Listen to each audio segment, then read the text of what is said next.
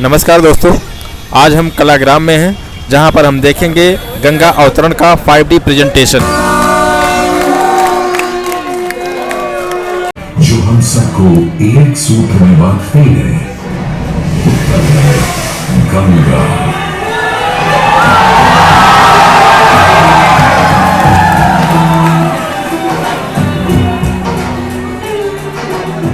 किंतु गंगा क्यों?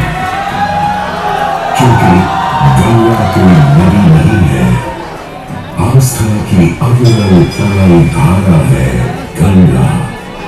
विश्वासों की वाहिनी, संस्कृतियों की सरिता है गंगा।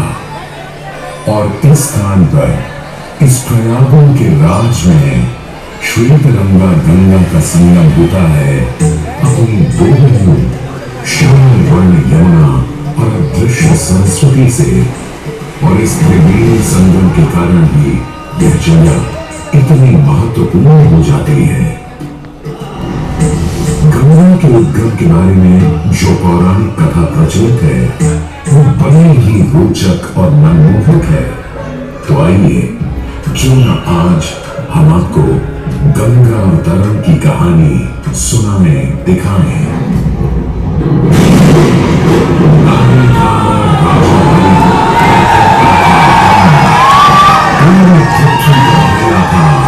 उसका ही आतंक, उसके आतंक को रोकने विष्णु ने धरा एक रूप।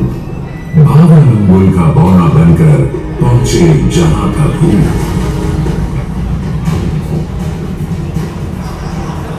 सारे दरबारी बौने ब्राह्मण पर हंसे, पर बाली ने जब उसे दान मांगने को कहा तो उसने कुटिया बनाने को केवल 3 पग भूमि मांगी।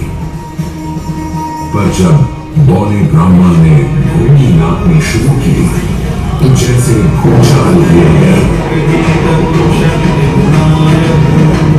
वाहन ने पहले पग में पूरी धरती नापी और अगले कदम से स्वर्ग। ब्रह्मा जी ने भगवान विष्णु के चरण धोकर उस जल को अपने कमंडल में भर लिया। और अब वामन अवतार में अपना तीसरा पग बलि के सिर पर रख उसे पाताल लोक भेज मुक्ति दे दी।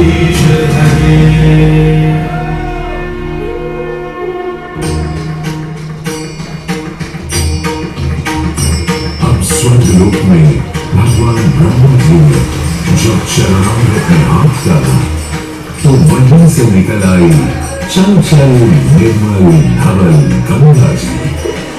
पवित्र किंतु चंचला, आज से तू मेरी पुत्री, और नाम तेरा गंगा।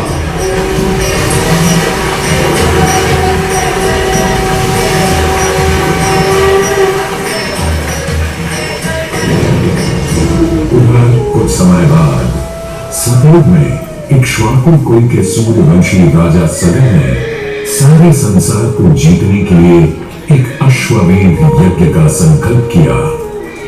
सुने सुने सुने, सब सुने, या जिन्हें पूजित धवल अश्व जहां भी जाएगा वो भूमि राजा सगर की मानी जाएगी। यदि किसी ने इस अश्व को रोका या पकड़ा तो उसे सगर के 60,001 पुत्रों और उनकी लक्षाधिक सेना का सामना करना पड़ेगा। सुने सुने सुने। सगर का अश्व अजेय अपराजेय बढ़ता जा रहा था और स्वयं रूप में बढ़ती जा रही थी देवेंद्र इंद्र की दुविधा। डरकर वो अश्व को रोकने की युक्ति लगाने लगे। इंद्र ने राजा सगर के उस घोड़े को चुरा लिया और छल से महर्षि कपिल के आश्रम में बांध दिया। घोड़े को खोजते हुए राजा सगर के 60,000 पुत्र महर्षि कपिल के आश्रम में पहुंचे। वहां घोड़े को बंधा हुआ देख क्रोधित पुत्रों ने कपिल मुनि को घोड़ा चोर समझा और उन्हें अपशब्द कहने लगे। वाचाल कुमारों, यदि कपिल ऋषि ने खोली आंख तो तपस की योगाग्नि से जलकर तुम सब हो जाओगे राख।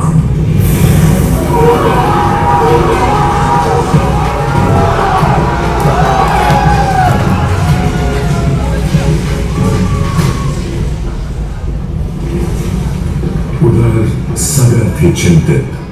न अश्व का पता था, न पुत्रों का कोई समाचार। पिता का दुख देख पुत्र अंशुमन चल पड़े खोज पर। जब महर्षि कपिल के आश्रम पहुंचे तो देखा अश्व को और साथ ही अपने 60,000 भाइयों की भस्म को। महर्षि से की क्षमा याचना और पूछा तर्पण का उपाय। तुम्हारे भाई थे घमंडी, अविवेकी और अभिमानी। भस्म कर दिया उन्हें मैंने, जो उन्होंने मेरी नहीं मानी। गंगाजल, केवल गंगाजल ही दे सकता है मुक्ति उन्हें, जो भस्म हुए तुम्हारे परिजन। अंशुमन को अपने भाइयों के तर्पण के लिए गंगा को लाने का बहुत मन था, किंतु किसी को राजधर्म भी तो निभाना था और राज भी चलाना था। देखते देखते 7 पीढ़ियां गुजर गईं, पर 7 पीढ़ियों के बाद समय आने पर राजकुमार भगीरथ ने राजा बनने से साफ मना कर दिया।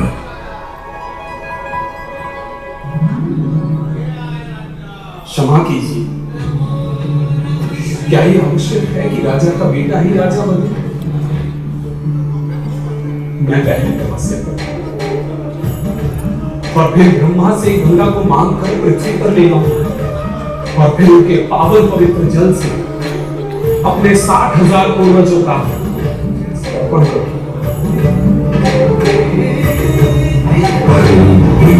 वर्ष बदले, ऋतुओं की हवा बदली, नदियों के किनारे बदले, किंतु नहीं बदला भगीरथ का संकल्प, गंगा उतरा।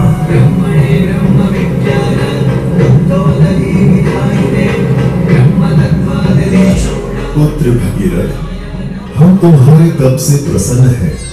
बताओ क्या आशीर्वाद चाहिए? हे भगवान, मेरे पूर्वज के तर्पण के लिए मुझे आपकी पुत्री गंगा चाहिए।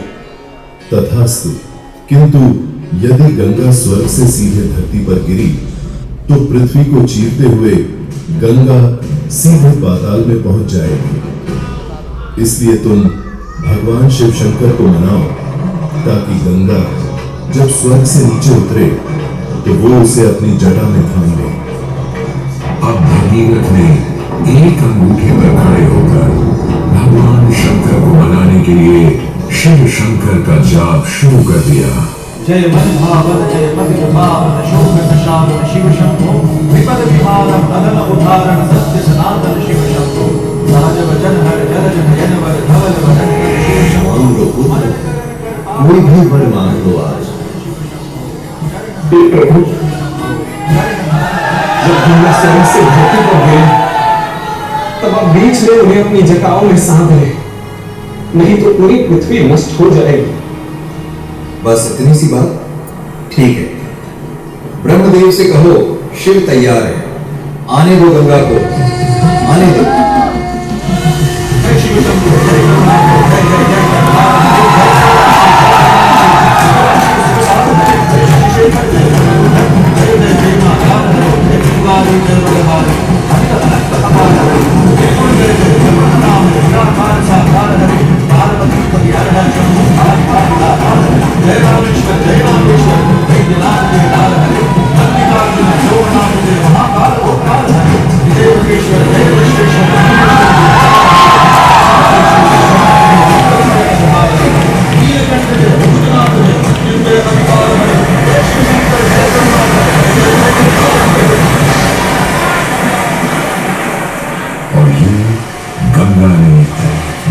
के साथ गंगा सागर जाकर सगर के पुत्रों का उद्धार किया।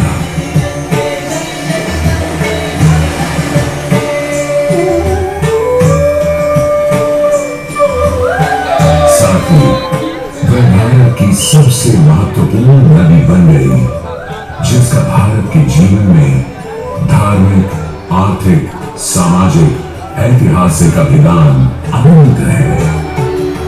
हे मां गंगे हे जगदम्बे, हे मां गंगे। मोक्षदायिनी गंगा का यमुना और सरस्वती के साथ त्रिवेणी संगम मोक्ष का संगम है।